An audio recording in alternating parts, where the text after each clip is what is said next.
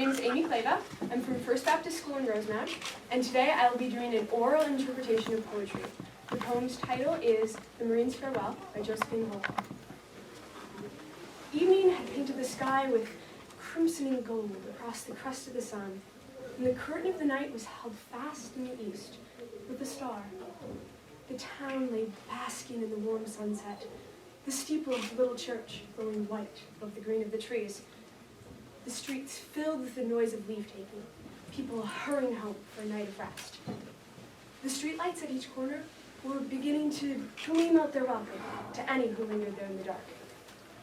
The smell of potatoes frying wafted outward on the evening air, the chimes of the church ringing out the 6 o'clock Angelus, loud and clear. The boy, lingering on his homeward way, paused to drink in each sound, to hold it in his heart. For home is dear, home is sweet, no matter how humble it may be. He wanted to remember each little thing, how the leaves hung still upon the trees, and the softness of the evening breeze. Each familiar sound and smell of home he wanted to carry in his memory.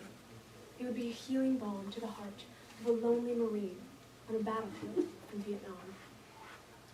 As he walked slowly homeward, he could see his mother, her dark hair touched with gray, a smile in her eyes of heaven's blue.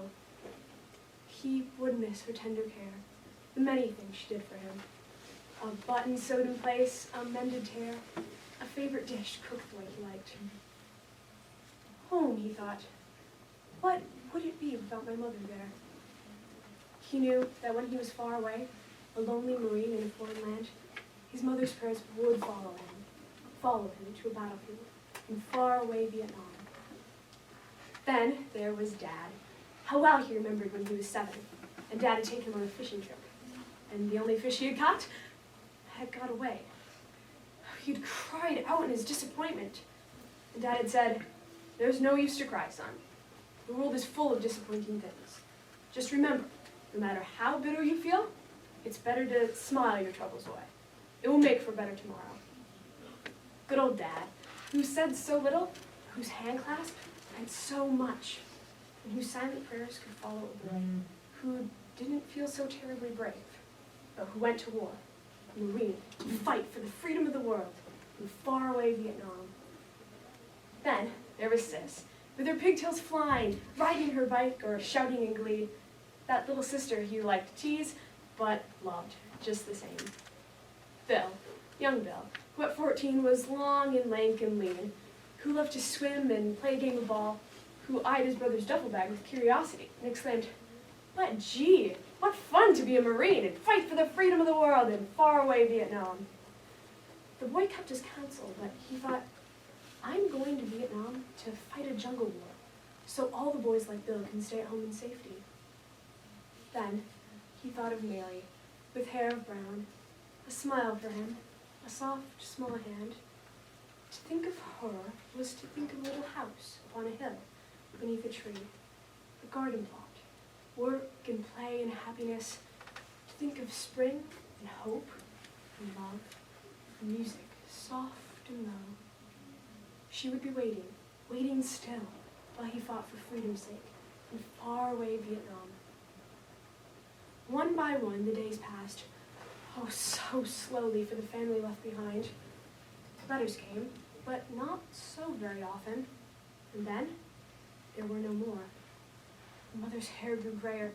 The father's shoulders sagged a little more with their load of care.